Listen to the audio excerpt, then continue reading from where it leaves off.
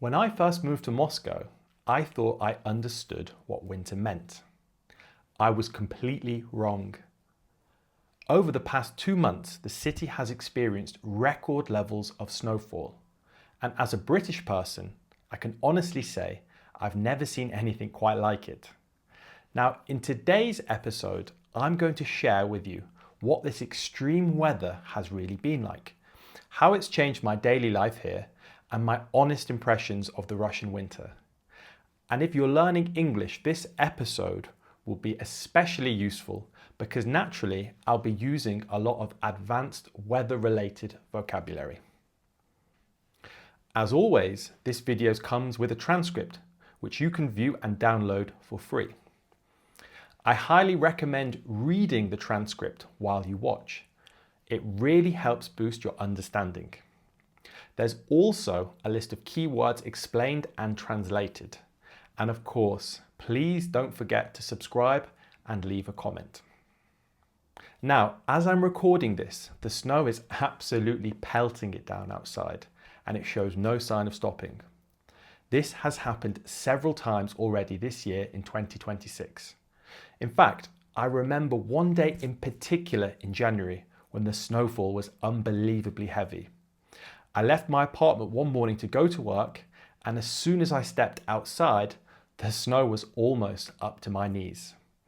I genuinely think this was the first time in my life I have ever seen that much snow. Now, how does this kind of weather affect people here in Moscow? And how does it affect me? Well, the first thing that comes to my mind is driving. It creates serious problems on the roads and huge traffic jams across the city. On that January day, my usual commute to work took almost 3 times longer than normal, and I saw at least 4 traffic accidents along the way. That being said, cold and snowy winters in Russia aren't all that bad. In fact, there are some real pluses that I've come to love over my 5 years of living here in Moscow. First of all, the snow gives the city a truly wintry and cozy atmosphere. Walking through the streets can feel almost magical at times. I especially love it in the run-up to New Year when the city is decorated with lights. It really feels special. Also, walking in the countryside through the thick snow is also a wonderful experience. Seeing the trees covered in white and old wooden dachas with smoke curling from their chimneys. This creates an unparalleled, cozy atmosphere. Secondly, another thing which I really love about these cold and snowy winters is how they fit into the cycle of the seasons. In Russia, summers are hot and the winters are very cold, which means that life changes dramatically throughout the years. There are things you simply can't do in winter that you can do in summer, and vice versa. I actually really enjoy this because it adds so much variety to life. For example, in winter you can cross-country ski across a frozen lake, and then 6 months later you could be swimming in that exact same lake.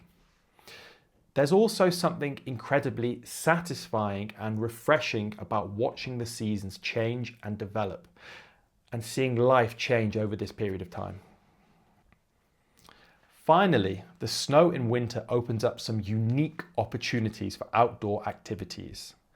As I mentioned earlier, cross-country skiing is something I've been learning and practicing over the last few years. And it's now one of my favorite winter pastimes. I find that having something you truly enjoy doing in winter makes it much easier to get through the long, dark months. Other people I know enjoy downhill skiing or ice skating. There's really a lot you can do when the snow arrives.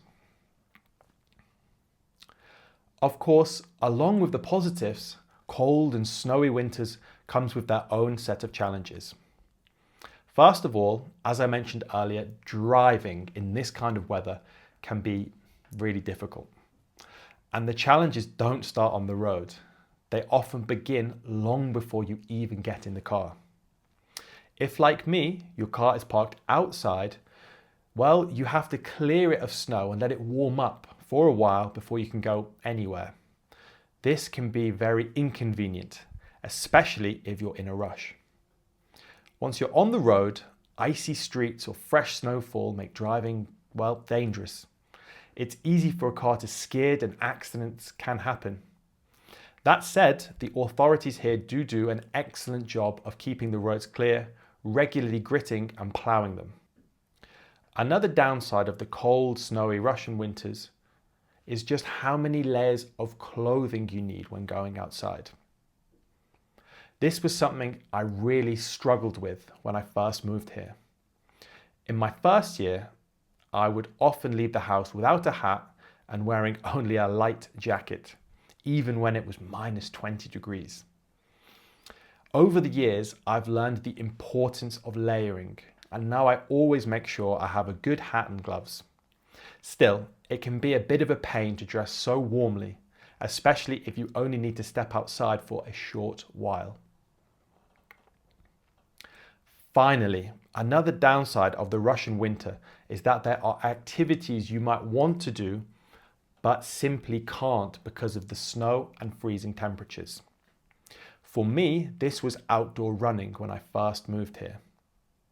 Now, back in the UK, I used to go jogging on the streets fairly regularly, but here it was really difficult. I often slipped on the ice and fell over. Another example could be playing golf, which is basically impossible during the winter months.